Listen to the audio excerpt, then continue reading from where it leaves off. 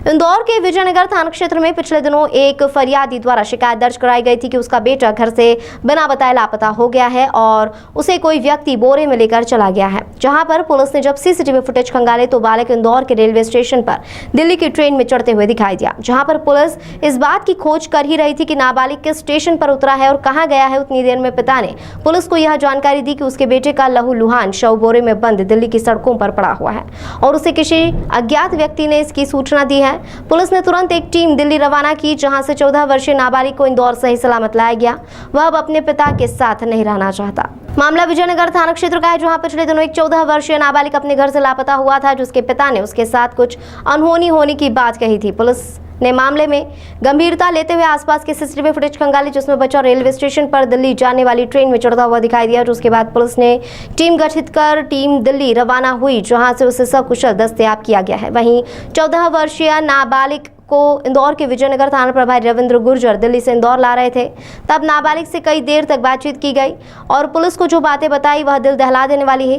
पिता मासूम को कई बार मारपीट करता था और उसे खाना भी बनवाता था। इस कारण से मासूम ने घर छोड़ना ही उचित समझा। चाइल्ड लाइन ने भी समझी नाबालिग से यही बात। पिता बहुत दुष्ट हैं और इसी कारण नाबालिग को पिता को नहीं सौंप सकते। फिलहाल पुलिस ने नाबालिग को चाइल्ड लाइन के सुपुर्द किया है।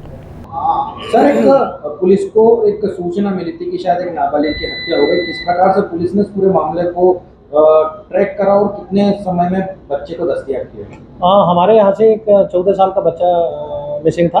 उस बच्चे के मिसिंग होने के ऊपर हमारे द्वारा 363 का प्रकरण पंजीबद्ध किया गया था और उसके बाद उसके पिताजी को ऐसी शंका थी कि उसके संग कोई अनहोनी घटना हो गई है। उसको किसी ने बोल दिया कि कहीं बच्चे को बोरे वोरे में कोई ले गया है और क्योंकि FIR को हमने बहुत गंभीरता से लिया, वरिष्ठ अधिकारियों से निर्देश प्राप्त किए। उसके पश्चात टीम गठित करके मैं स्वयं दिल्ली गया और उस बच्चे को जब तलाश किया तो उसको वहाँ पे एक प्रयास शेल्टर था, वहाँ से हम लोग उसको पाए, दस्तयाब किया। बच्चे को लेके दिल्ली से आए और उसके पिताजी जो लगातार ये शंका जाहिर कर रहे थे कि उसके साथ कोई अनहोनी घटना घटित हुई है, तो हमारे द्वारा 24 घंटे में दिल्ली से ला के बच्चे को यहाँ CWC के समक्ष पेश किया था। 164 के उसके कथन कराए गए थे। उसमें बच्चे ने ये बताया कि उसके पिताजी उसे खाना बनवाते थे, मारपीट करते थे, इस वजह से वो यहाँ से भाग गया था। ट्रेन में बैठ के दिल्ली पहुँच गया था। उसके बाद CWC के पदाधिकारियों के द्वारा उसकी पूरी कहानी सुनी, समझी, तो पिताजी को ऐसा पाया कि परवरिश करने में सक्षम नहीं है।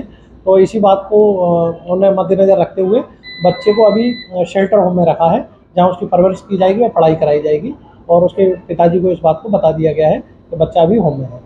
सर, जब इंदौर पुलिस दिल्ली पहुंची थी तो कई आश्चर्य कर रहे थे कि SHO लेवल का अधिकारी एक दस्तयाबी में आया, ऐसा भी कुछ घटना करना? हाँ, चूँकि अमूमन नहीं जाते हैं, लेकिन चूँकि हमें प्रकरण की गंभीरता समझ में आई, उसमें ऐसा लगा कि कहीं कोई बड़ी घटना न हो जाए, इस वजह से मैं स्वयं टीम बना के गया था और बच्चे को जब उसके पिताजी ने शिकायत करी, उसके 24 घंटे के अंदर हमारे द्वारा दस्तयाब किया गया और बच्चे को वापस लाकर दिल्ली से इंदौर और CWC के समक्ष हमारे द्वारा पेश किया गया था, जहाँ से बच्चे ने अपनी पूरी स्टोरी उनको बताई कि वो कैसे कैसे वहाँ पहुँचा दिल्ली।